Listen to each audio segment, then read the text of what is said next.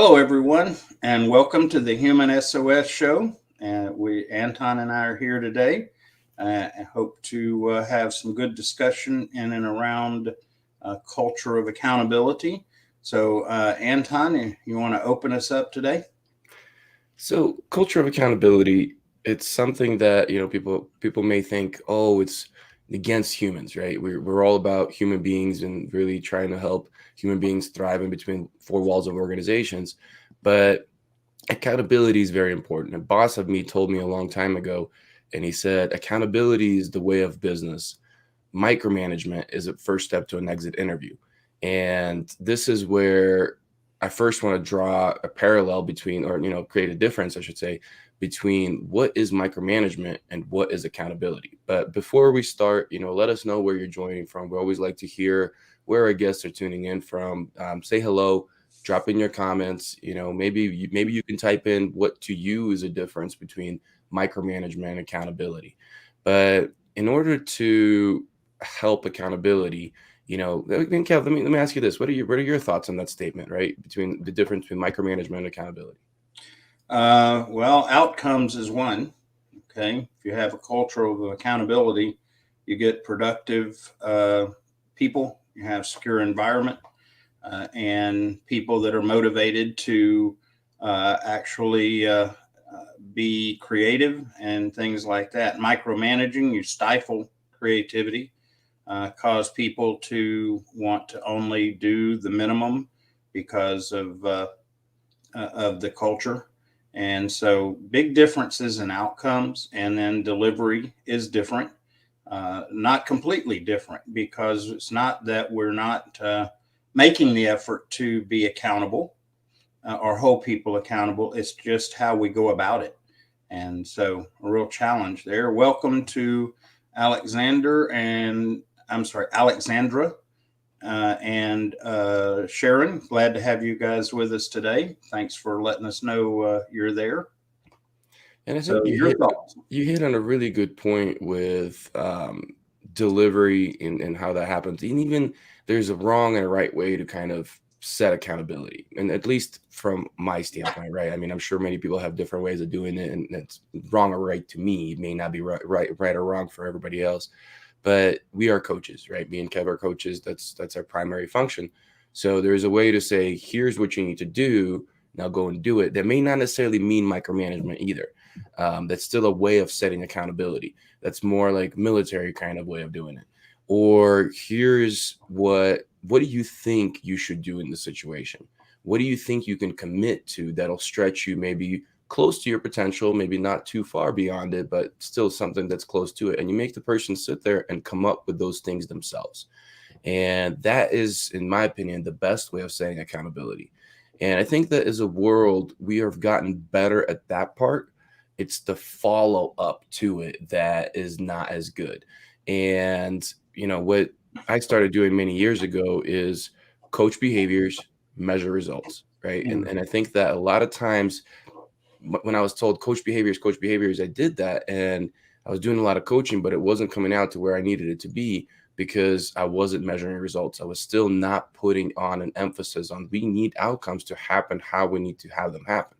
And if they're not, then we're going to coach and modify behaviors a little bit differently until we can get to the proper outcomes. Because me and Kev will tell you this all the time, we are both on the side of the company and the employee because we can't just take care of employees and tell them everything's great when it's not, because it may not be making the money they need to, or the company's going to fall apart to where these employees are not going to have jobs. So, coaching behaviors, measuring results, that's a very simple way of leaders following a process of accountability. Welcome, Zaid, and glad to have you. And look forward to Alexandra growing together, learning together. Remember to be sure and put comments, questions. We enjoy the engagement and makes it a lot more interesting that way. One of the things you hit on there, Anton's communication, and that's in the form of expectations. Quite often, accountability, the problem that we find is that uh, people don't really have a clear picture of what is expected. And I suggest that one of the first pictures that our teams need to get in their mind starts with vision. So many of our teams are operating without vision for the team, for the company, and even for them personally. And when you lack that, it is really, really hard to get clarity and direction. And with micromanaging is trying to tell everybody what to do all the time in every way. And the reason I think that some fall into the trap of doing that is because they don't have a common shared vision that they're working from. So, sure, if we have no shared vision, we're always having to explain each day where we're going in the big scheme of things. And that's when we start getting into micromanagement. It is a real challenge, and I've dealt with that personally and seen the outcomes of not having the vision in place and having the vision in place. And one of the biggest things is the uh, the culture that it produces. One without that vision, the culture was very much an authoritarian, or at least perceived that way. And with vision, it became a shared motivation and a shared purpose. So that's a huge one in this process. Welcome to Eunice. Glad to have you and Suzette. Really appreciate y'all being here. And Anton, we're going to have some challenges because on the comments, we have several that show up as LinkedIn user. I'll direct traffic the best I can. Yeah, no, I got my phone pulled up too. But, and what you're talking about with vision, people have a hard time holding people accountable because they feel like they're doing something to the person when you're holding them accountable. But when you set that vision and it's matching company and personal vision, you're doing something for that person. You're helping them to stay on track towards their vision. You're helping them on track towards their commitments that are going to lead them to their vision. But if you don't have that set as a leader, you may fall prey to this feeling of like, hey, I'm hurting this person by having this conversation with them and saying you're not doing what you need to be doing to accomplish what you set your sights on. And that's such an important thing. The other piece that made me think about, what's lacking, and we keep coming back to this because it is the foundation. It's the relationship, right? If you don't have a relationship with your team as a leader and you try to hold them accountable, you're going to see micromanaging, right? Because the only thing you ever talk to them is about work stuff or where they're failing or where they need to improve, right? That's going to feel like you're micromanaging. But if you actually have a relationship with them, you should have a good understanding of their vision. You should have connected it.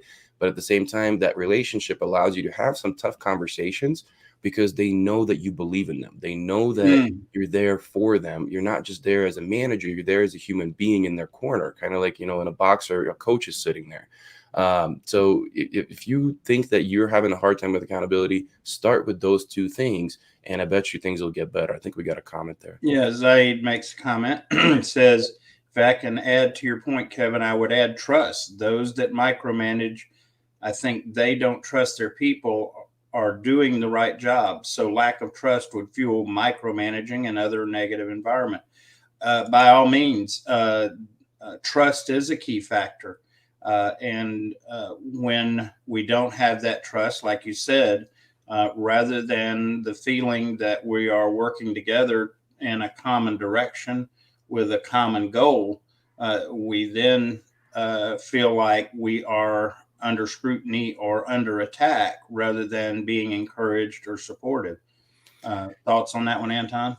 And there's different levels of trust, right? There's different types of trust. There's capability, there's character trust, and sometimes you may have some, sometimes you may have all. And that makes you adjust, or should make you adjust, what kind of things you're trusting those people with, what kind of how much you hold them accountable. What this makes me think of, and in general, I was going to talk about, but I talk a lot about accountability knob. Think about right now, everybody visualize like a volume knob, right? And you can have it maxed out, or you can have it turned down and very low. Well, think about this. If there's very low trust or only certain types of trust, if the relationship's low, you don't know that person, you don't know their capabilities yet, that accountability knob may be pretty high. It may be turned up with regular check-ins, and it does not mean micromanagement. It just means more frequent conversations for coaching opportunities, for, being able to tell them doing a good job, things like that. You're just on top of it as a leader. But as they prove to you that they've done these things, or not even prove, I think is even the wrong word, but as they show that they're capable of doing that and they don't need your support as much, then that volume knob starts to get turned down, turned down, Mhm. turned down until it's all the way down. And you're really letting these people do their job. You get out of their way as a leader. Now, all of a sudden, something happens and the results don't get delivered as well, or something else occurs, right?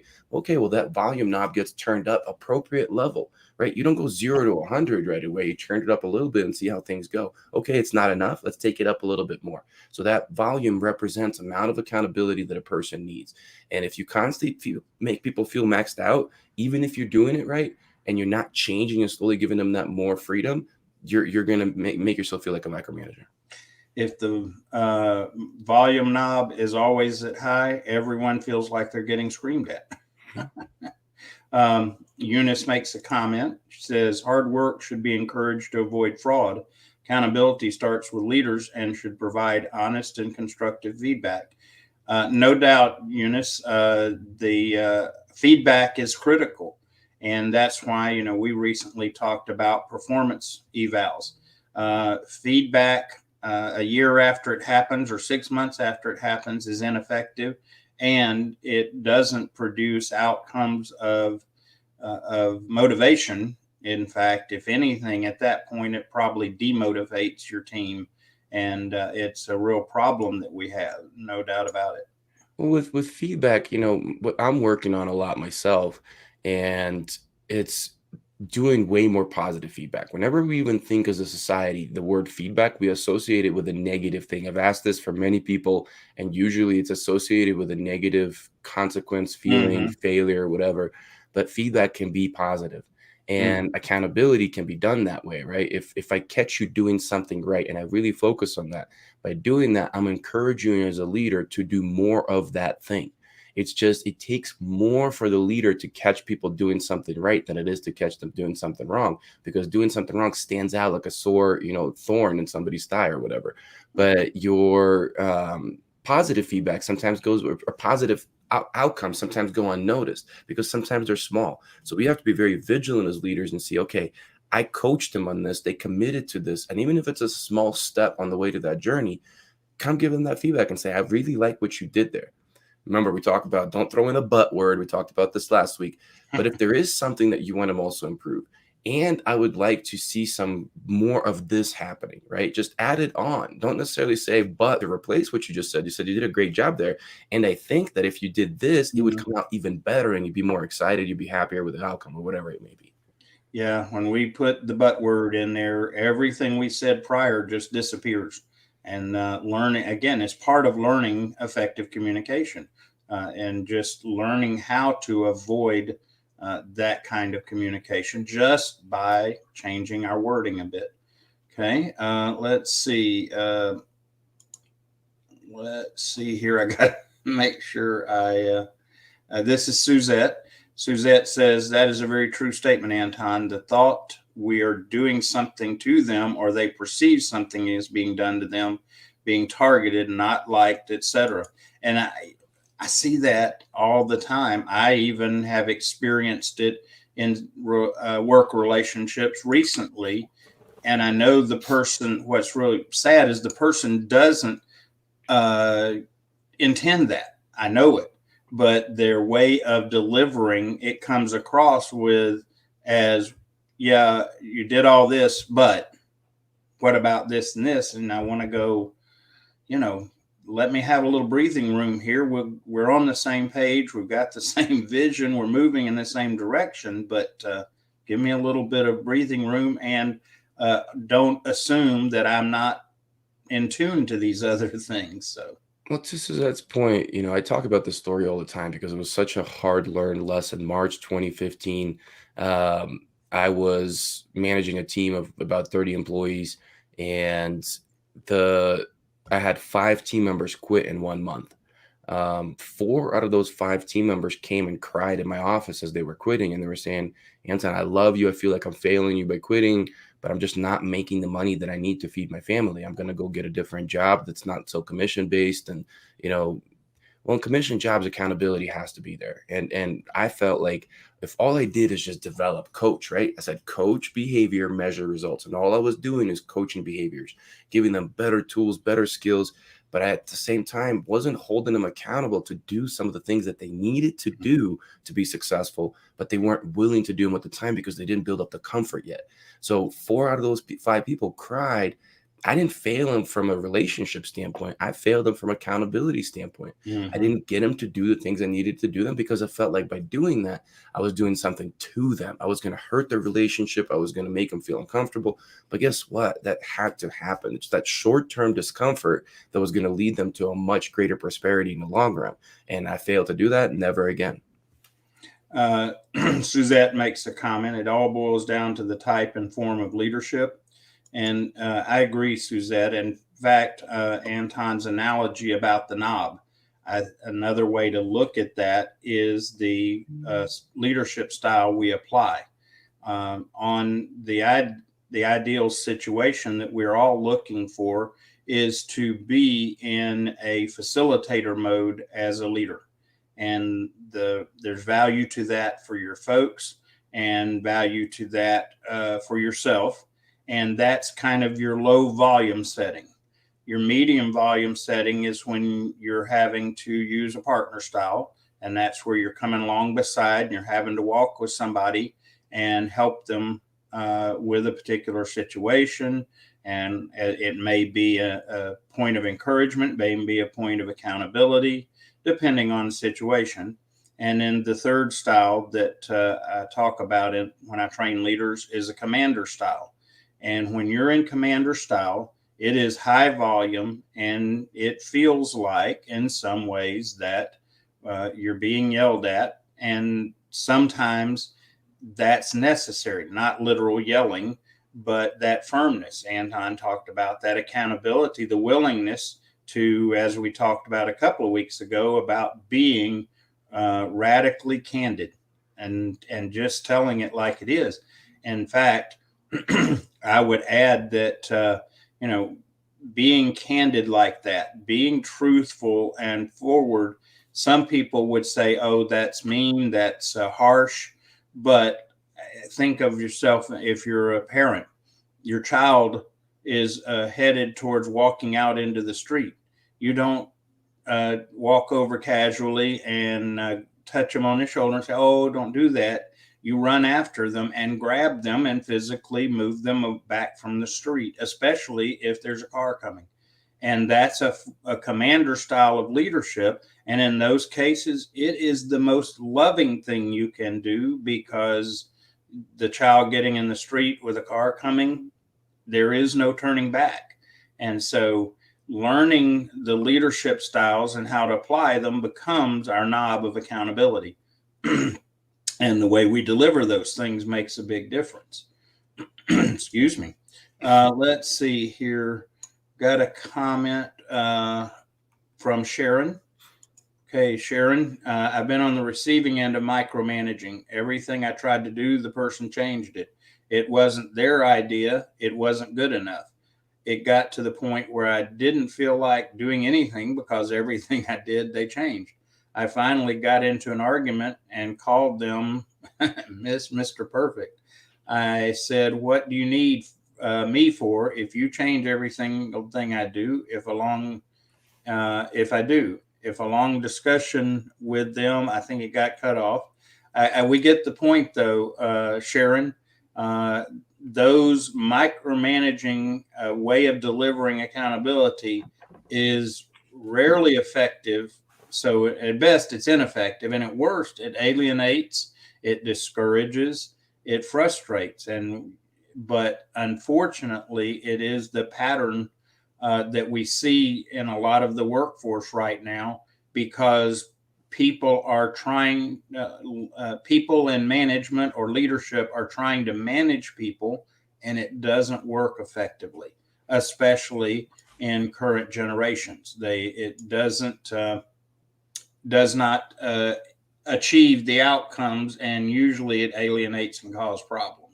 Well, an individualistic society, which our society is kind of becoming more so Hmm. because of current generations. And I'm not saying that's wrong. It's just the way the world works. We swing on the pendulum from one side to the other. Don't get me. You will see that within the next 20 to 40 years, we'll swing back more towards collectivism because that's just what we do as human beings. But you need to coach people a lot more. It's a lot less of here's what needs to be done, here's what you should do. And even if you're coming from the right place, even if you're doing all the right things as a leaders, if you're not utilizing coaching practices to allow these people to get to the right decision, to make it feel like it's their solution, they may not implement it as well. And it always comes back to the proverb I talk about all the time. But a person whose opinion was changed against their will is of their opinion still. Right. If they Hmm. just simply told them do this because it's the best thing without really providing a good explanation, or even if we did provide explanation, but they now didn't arrive to it themselves, that's tougher. So if somebody ever needs coaching skills, let us know. Me and Kev can help you. But it's I even struggle with this, right? I'm like, well, I already know the answer. Why can't I just give it to them? Am I manipulating them to get to a certain thing that I already know? And my boss is like, no, you just allow them to own it. You allow them to feel like it was part of their, part of their solution, and it's not yours. And even if you knew that from the start, don't just give it to them. Yeah. And when we can encourage people through the right method of delivery to arrive at the conclusion for themselves, like I said, it makes a huge difference. And part of the way we help them get there is back to the foundation of having a common vision. Sometimes the value of a vision in those settings is to be able to step back with the person and to say, look, remember, this is where we said we wanted to head. You wanted to go there too, but we got to look at whether or not what we're doing right now is moving us in that direction, or is it distracting us, or actually moving us in the opposite direction. And at that point, generally speaking, if you've done vision and culture correctly, people go, you're right. And it's not a battle. It's not a harsh situation, and not a problem that we have to then go into commander mode on. The idea is we want to live in the facilitator leadership mode, the low volume accountability knob, because that's easier, just selfishly, it's easier for me. A lot of incubation for leadership and things for me was in a teaching setting. I know that sounds a little peculiar because we don't generally think of teaching as leadership role, but it is. And as I began to understand and apply the principles of vision and being able to bring people along in that fashion, I spent a lot more time in the facilitator role than I did the commander role, and it was easier for me, and it was better for the people I was leading. You can write that one down. The more you spend time as a facilitator, the better it is all around. But again, don't be afraid to jump in and be a commander. And you're saying it's easier, but that's because you also have natural built skill for it. Facilitator is not always easier, I don't think, if you don't know how to properly facilitate. You That's were you were a teacher, you come from education, that's what yeah. you do. For me, that wasn't an easy one. I had to take a lot of coaching courses and a lot Mhm. of coaching practice and role plays and all these kind of things because the best facilitators are coaches. It's very tough to facilitate if you don't know how to ask the question that creates the Mhm. right kind of insight that you already knew as a person starting out. I want this person, I want my team member to have this insight, but I can't just tell it to them. I have to ask questions in the right kind of way. And that's honestly my problem with the coaching world right now. I think we've really gone away from this true art of coaching and moved into just consulting and just giving people the answers. And we're calling that, coaching. I'm like, no, that we just talked about this. If a person didn't arrive at that conclusion, they're going to do it their own way anyway. So why did they go spend that $200 for the hour if you just told them what to do and they're not going to feel like it's their solution? Great analogy or comparison between coaching and consulting in a nutshell. Okay, Zaid makes shares a quote from John Maxwell, which is true. Everything rises and falls on leadership. And that's why it is so critical right now to lead people. Stop trying to manage them. It won't work. Sharon says, when I managed people, I remembered and always tried to give positive feedback. If it was something negative that they did, tried to say it in a positive manner instead of yelling or demoralizing them.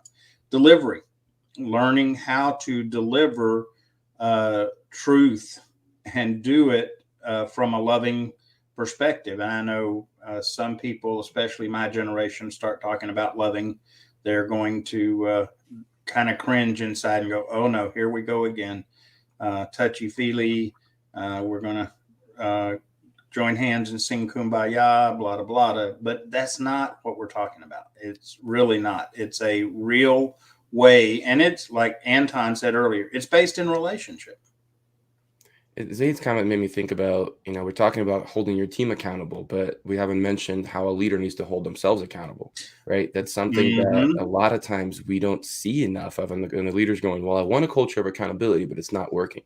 Like, you're not showcasing it within yourself. You're not discussing how you didn't do what you're supposed to do. You're not asking your team to hold you accountable. I mean, yeah, that may seem like a crazy concept, but there's nothing wrong with a leader and going and saying, hey guys, I've been struggling with getting on top of this task. Humanize yourself, right? And say, I would love some help from you.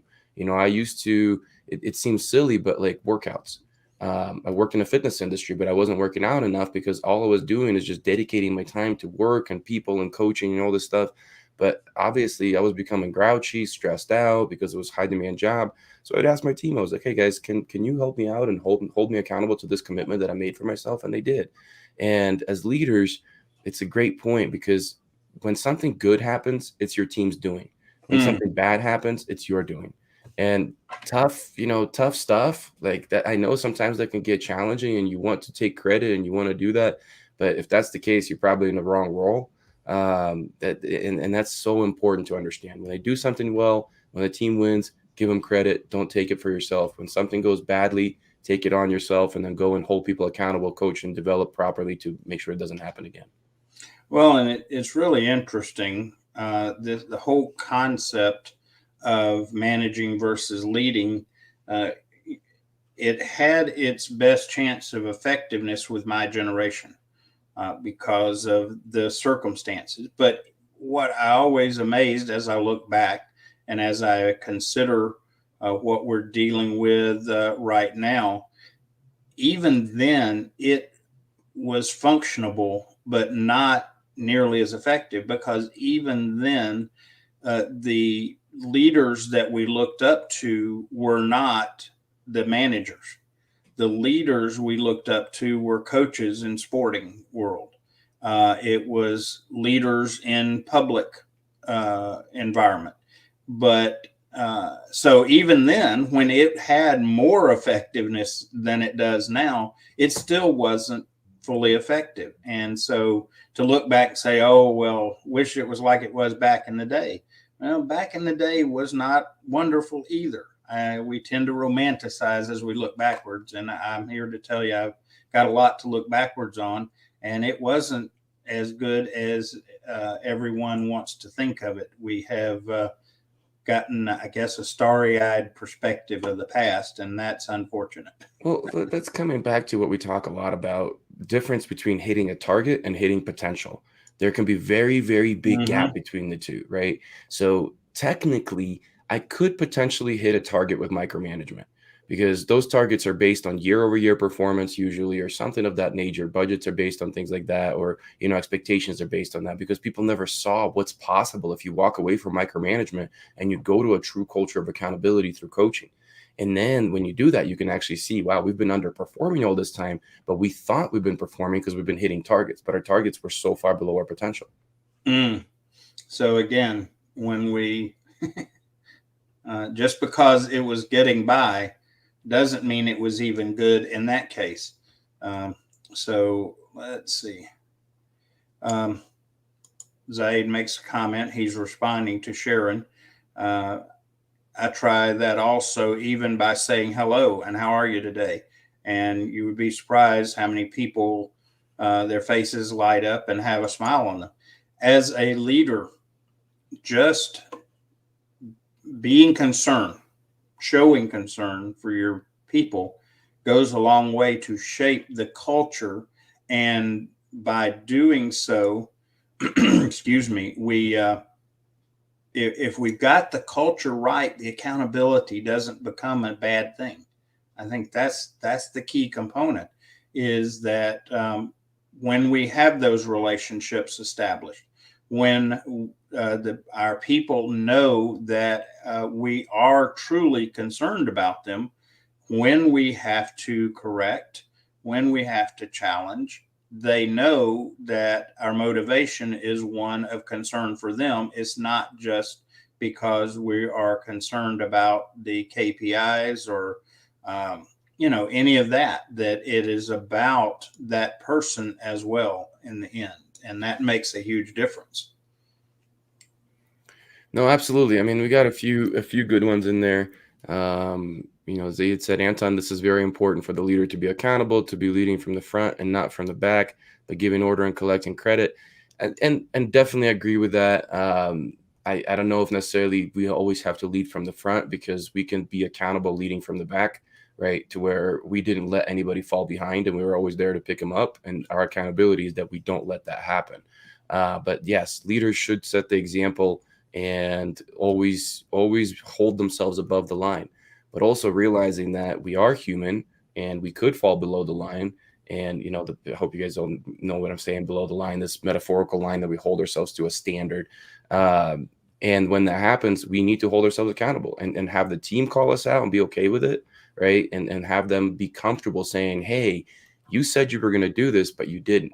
That's something that I don't see enough, I should say, on teams, is just frontline employees being able to come up to their leader and say, hey, you're not doing what you're supposed to be doing. Like, that should be an okay thing to happen. But a lot of leaders have ego and they don't let that happen. Like, that's not a culture of accountability. Culture of accountability flows up and down. It should be accountable up and accountable down, accountable lateral in all directions.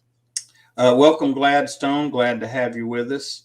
And here's something for you to consider, and that is, as a leader, you have a superpower. And I'm not real huge into the terminology superpower for a number of reasons, but we do have a leadership superpower, and it's real easily defined. It's called role modeling. Because as a leader, we can drive people's responses and their direction, their action, and it's not driving them like an animal. It is driving them by motivation. And one of the best ways to do that is provide an example. And one of the examples that we so often miss is it's not just about the action involved, it's also about the attitude. And that's why the most powerful leader is one that is a servant leader, because from that foundation, we can influence without people feeling like we're demanding, because we also expect it of ourselves, and we have shown that we will meet the expectation, do whatever it is, if needed, for the best of the group. I think it's Gladstone's comment. I think culture cannot be delegated. Everyone is responsible to demonstrate ethics at a workplace.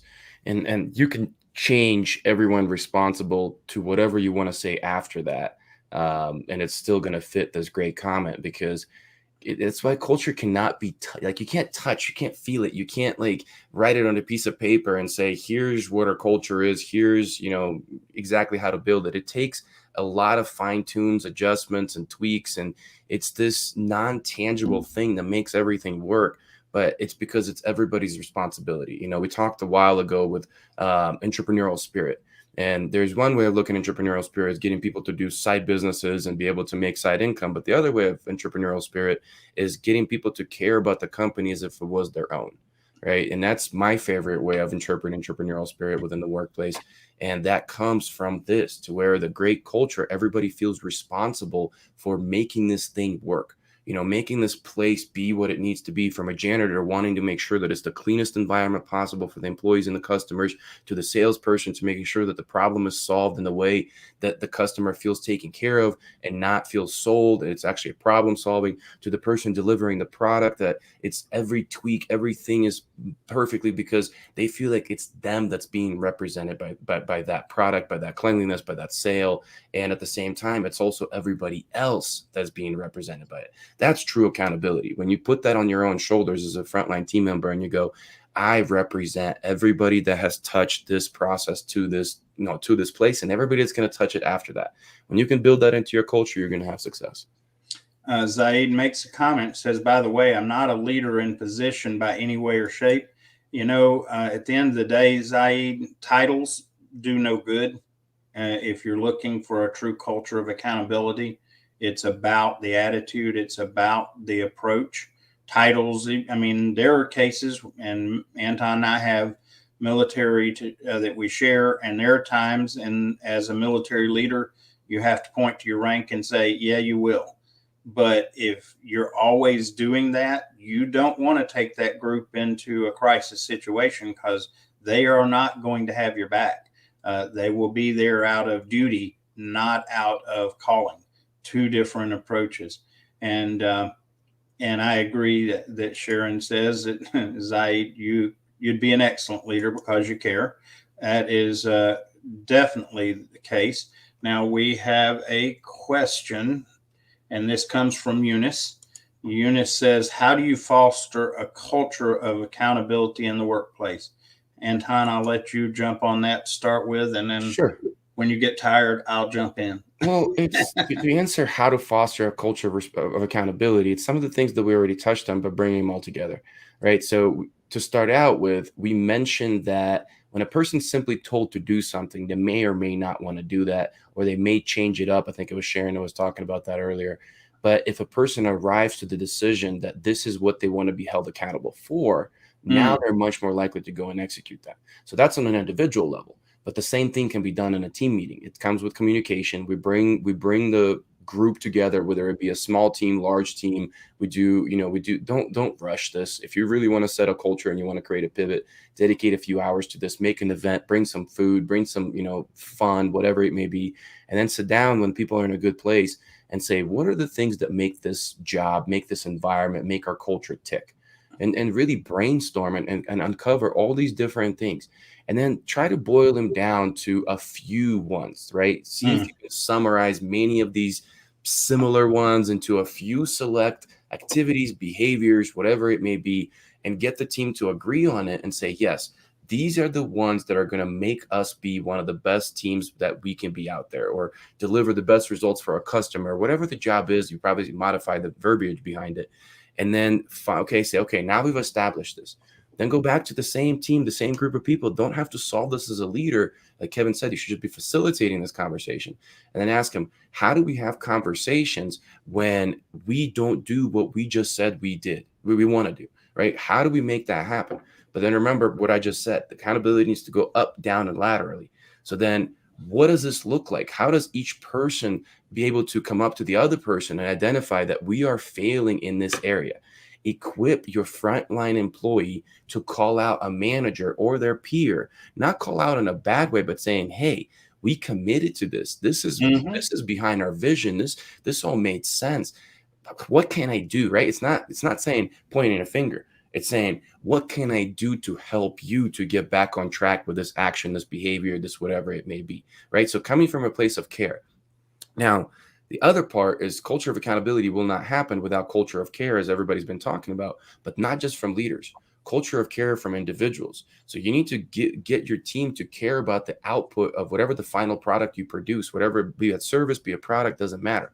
And I think when you combine those things, you allow them to have ownership of the things that they want to drive, and you create that care factor, you're going to start to head in the right direction for culture of accountability. Gladstone makes a good comment here. He says, I've observed that the symptoms of a toxic organizational culture much like a bad habit, rarely get observed till it's too late to rectify. You're correct, and that's why we take time on a weekly basis to try to point out that there is a better option. There is not need for a toxic culture, a toxic environment to exist all the time. Well, Um, what I've seen show up with what Gladstone's talking about, but you start to open up the floodgates of turnover, mhm. and when that starts to happen, for whatever reason, it's not necessarily even anybody's fault. It just there's a company that opened up nearby. It happens to be more attractive because the grass is greener on the other side, whatever it may be. But if there's already a poor culture in place, that those gates start to open up, everybody starts looking around and going, what is going on that everybody's leaving? And they start putting everything under a microscope and they start doubting their own future. And whether it's real or not, it's just going to become really, really bad. And I've been part of that many times, usually coming back to fix it. But I've also been once on it where it happened during my leadership, during my tenure. And it's really bad. So that's such a good point, Gladstone. To use an analogy related to that, what you were talking about, Anton, is once the stampede occurs, it's hard to stop it. I mean, in the use some analogy around ranching and cattle, it's much easier to see the one cow that starts to get out on its own and bring them back in. Once a stampede started, at that point, you just kind of get out of the way so you don't get run over by it. And that's when what Anton's talking about, that situation where the floodgates open. It is not a good space. As far as back to culture of accountability in the workplace, we miss a principle so often in regards to our culture, to our teams, and it is a core component to being an effective leader, and it's learning about principle of group dynamic and learning how to apply the principle of group dynamic in your situation becomes so key, because the principle of group dynamic will drive what leadership style that you can realistically function in. Because if you have a group dynamic, the term that I use when I train leaders is, if you have a stranger group, and we can define if we have time some point, but a stranger group, and you try to be a facilitator with a stranger group, oh, it's bad spot. I actually observed this in a fellow teacher years ago. He came into a situation where it was a engineering class, and they had lots of computers because that's part of what they were training. And this person came in and said, well, I want to be a facilitator because that's what I do. Well, he had a stranger group and tried to facilitate them. The fast forward, the teacher lost his job and probably reputation as a teacher because of it, because one of the resulting effects was that there was $28,000 worth of physical damage done to computers by trying to facilitate a stranger group. And so understanding group dynamic in that process is a way as a leader to be able to develop that culture so that you're able to be effective, have the right outcomes by facilitating. And that becomes such a key component as part of that culture. Like I said, if we have time, we can talk about that a little more, but we'll move forward. And who knows, maybe that's a topic for another show, Anton. Sure. But tying in what you're talking about, and I don't know, I remember who made the comment about that led us to talk about floodgates opening up. But I've said this before, and I'm going to keep saying it. As a leader, you need to be a thermostat, not a thermometer, Mm. right? And that has to do with, a thermometer simply tells you what the temperature in a room is. A thermostat recognizes that the temperature is changing, and they adjust the heat or the coldness setting of the environment in order to bring the temperature back to where it is. And too many leaders these days are just thermometers. They're coming out and saying, well, here's the problems with our teams. Great. What are you doing about it? How are you shifting? How are you recognizing this problem early on before it became such a big deal? Right. And so that to answer further for that culture accountability, that's what a leader has to be in order to have a good culture of accountability. And that's being a thermometer is where we end up with the one size fits all solutions. Buy the next software package, bring in the ping pong or pool table, or start the yoga classes. That's going on, you've got a good possibility you got a thermometer rather than a thermostat. And then, excuse me, Sharon shares this comment. Anton, I totally agree with you to include the employees and let them feel important as well, like their opinion does matter. Indeed, that's In every part of single that. decision, in everything. I mean, the honest, to think that our brain, right, as a leader, I don't care how experienced you are, I don't care how much schooling you've done. If you think that you with one brain is better than a group of people that are facilitated properly, now don't get me wrong, if you don't know how to facilitate, this may not work very well. You have to be a good facilitator to get Yep. people to open up, to get the flow of ideas going, to create enough trust on the team for somebody to speak up and maybe even disagree with somebody and challenge an opinion and realize that it's all good. But yeah, that's that. Whatever it is you do as a leader, you're going to be better off to facilitate a discussion with your employees. Sometimes a subset doesn't have to be the whole team, a smaller group, but it's always going to come out better. And Anton, you're talking about learning leadership styles. That is so critical. For me, that's something I have had to learn. I am not left to my own devices and my own dominant leadership style. Look out, I'm the commander. A lot of people find that peculiar now because they didn't know me before I understood how to operate in different leadership styles. And but learn about leadership styles, learn how to operate in those different leadership styles. It is an important piece of growth as a leader when we do so. And uh, got a comment here from Suzette. It says, when the leader does not regard himself or herself as part of the team, but separate and without being a contributor to accountability. It is so ego. If I'm more important than anyone on my team, I'm too important to be a leader, and I will be ineffective. Thus, principle of servant leadership. I am a part of that team. The difference is, if anything, is not that I have more prestige. It is about that I have more responsibility. And that's why people that seek to be leaders, I don't think understand what it means to be an effective leader, because it's not about status, it's more about responsibility. Thus, that kind of takes away the appeal and attraction, if you will. Um, Gladstone makes a comment. Says, I think resilience plays a key role in fostering a culture of accountability. What do you think, Anton? Well, first of all, to the first comment, I mean, it's you. Then you create do as I say, now as it not as I do kind of situations, and we see that all too often. But resilience is important, but it's kind of coming back to that volume knob, right? Like you got to give people some accountability a lot in the beginning to get them used to it. Sometimes it's going to feel like micromanagement, and they're not, because they're coming from a place where they're not used to it. So you have to build up people's skin, to use that thick skin metaphor. But you can't just come in and beat them with a stick. That's not resilience. That's abuse.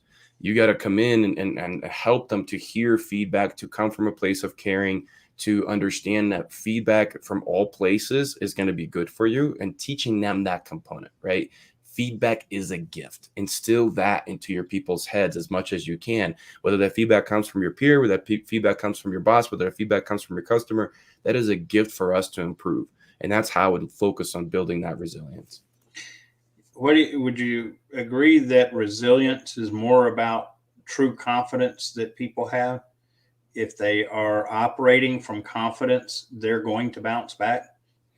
Sure. I would say that's one side. The other side is the belief that even if I'm struggling and I'm failing, that there is a peak coming or coming after a valley, right? Mhm. That to me is the other component. Confidence coupled with that belief that I just have to keep moving forward and there is going to be another peak ahead. Yeah. Uh, Boy, Eunice, you get the Good Question of the Day award. This is another good one. How will we hold ourselves accountable? Anton, you want to take that? Or you? Well, we've already mentioned the word feedback. Seek feedback. See feedback from everybody. See feedback from yourself. Feedback doesn't have to be, external always. Feedback can be internal, and that's self-reflection.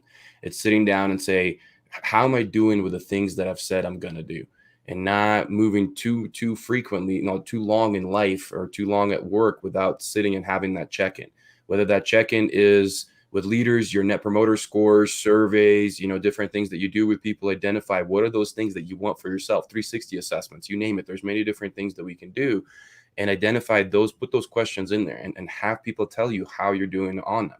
But also it doesn't take that. Sometimes you sit down and once a week you do a check-in on a Friday or maybe beginning on a Monday to reflect on the previous week. And you say, here's the things I said I did, I was going to do.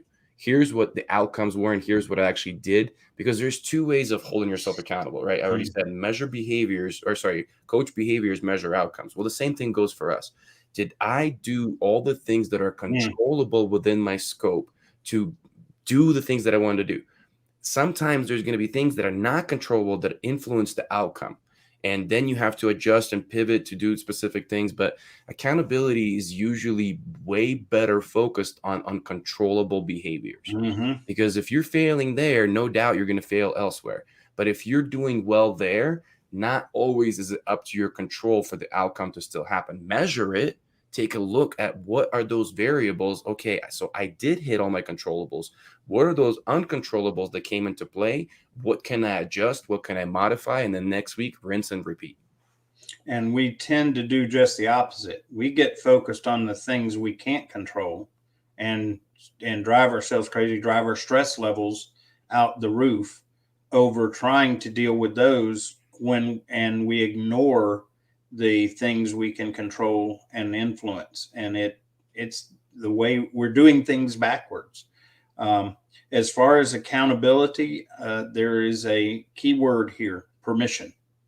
Okay, give permission to your team members to in the proper way to hold you accountable, to uh, be willing to say, hey, wait a minute, you said this but you did that. And so permission for your team members to be part of your accountability. The other is permission to people in your life that either are there by natural occurrence, or you choose, give them permission to be able to be truthful and to look at you and say, you realize what you're about to do is pretty stupid. Uh, and sometimes, by the way, it has to be that blunt at times, especially for hardheads like me. Knowing, some people just have to look at me and go, that's really a stupid thing to do. And at first, I might even respond with, well, wait a minute. Then, if I am much of a leader at all, and for that matter, much character, I'll stop and go, you know, there's some truth to it. Whether you delivered it the way I liked it or not, there's truth there. And that's how we begin to even learn from other people that are around us, even people we don't like, by the way. If you have the right mindset, you can learn from even those people. And I'll jump to that permission side and also combine it with there was a previous statement about resilience, right? Mm-hmm. um, how you respond to when somebody holds you accountable Mm-hmm. as a leader is going to set tone for how everybody else is going to respond on the team, right? So if somebody calls us out, whether it be in a meeting or or just hanging out with people, and we get defensive, we start pushing Mm-hmm. back, that's not going to create a culture of accountability. That's not building resilience. But if we, no matter how much it hurts, we go, you know what? Thank you so much for saying that. Like, Mm-hmm. I maybe I need to spend some time on understanding this better, but I praised the fact that you had the cojones or whatever to come out and say that to me, and then have everybody witness that. And then if they didn't witness it, maybe mention it in a meeting later on and give that person praise and say how amazing it was that they cared enough to put themselves on the line to call me out. What is that going to make everybody else do on the team? Do more of that, because they go, wow, they're potentially going to change as a boss. They're going to do something differently, but also they've glorified me in a way for being a hero that helped them out to get there. And you're going to see more of that happening. And then you're going to see other people emulate that example and do that laterally in a downward fashion. Welcome, Lee. Glad to have you. Hope you can get in on the tail end of things, and we appreciate you being here. Gladstone makes a comment. I feel that the vision, mission, values play a key role in establishing accountability. Indeed, those are the measure on a large scale. Those are the measure we all agree to. And if we're not agreed or not complying with those, we have then agreed that there is time for accountability. And like Anton said earlier, if we agree that this is the way it is and someone holds us accountable, it's real different than when we are told to do something and then we are then held accountable. All right. So, Eunice, you're on a roll. Let's see here. Another good question. What steps must we take to get there? Okay. Anton, you want to tackle that one first? So, I mean, I think somebody responded self-awareness, but also it's either self-awareness or group awareness or team dynamics, as Kevin already mentioned. It's sitting down and breaking down things to a very small, to very granular level, and really seeing all the tiny behaviors that have to occur to accomplish the thing that we need to, that we need to make happen. Then we need to see which of these behaviors are core behaviors, which are some just outcomes of those core, or I mean, are partners or parallels of those core behaviors. Because you can't have too many focus points. You can't come in and say, here's 50 things I have to hold myself accountable for. No, that's a really bad situation. You're going to fail because there's just too much. It's going to overwhelm you. But saying, if I do these few things, that's going to initiate a lot of the other actions. And these few things are very controllable. So identifying what are those core behaviors that are going to initiate many other behaviors that will lead to the proper outcome. So I would say start with that. That's why we have 10% as part of our branding. Don't try to bite off the whole thing and say, well, I'm going to turn over a new leaf and become this person overnight. And if you do, you'll last anywhere from a few minutes to a few weeks. And what steps must we take to get there? Eunice, it's depends on the person. Okay. And something we talk about that's built into our values, our mission, is we approach things at 3 levels. Okay. We can give you awareness, like today, we're giving you awareness about a culture of accountability. And some people will take this awareness and drive forward and be able to find ways to bring dramatic changes, improvements on their own because they get it at that level. The second level is some people are going to need some introduction to specific principles and even how they work and how you apply them. Okay, we call that education, training, whatever. And then the third level that we approach people, and again, this is all dependent on the person or the group. And the third level is when we get into coaching. We've given somebody awareness, they've shown what it is. We've then taught them some of the details about it, some of the principles around it, and they're still not getting it. And we come in and we are able to then walk through the process with that person or persons, because that is what is needed. So to answer your question, there are different ways to approach different people and their needs. And that's what part of what we're here for. We are available to be take people, we're giving away awareness. This is what, 80 plus hours of awareness that we've been sharing. Okay. But the problem is there's not a large percentage of people that are going to get it at the awareness level that and move forward and accomplish what needs to happen. The next step is the teaching training, and that we do that if needed. So again, to answer the question, depends on the person, the organization, and that's what we like to do, is help assess and understand that, and then drive forward to meet the needs of the people and organizations in that case. We got to wrap up, but I just want to, tie what I was saying earlier with the point that actually the audience was making. Our audience is very smart. We learned as much from you guys as you probably do from us. But we talked about checking in and saying hello to employees.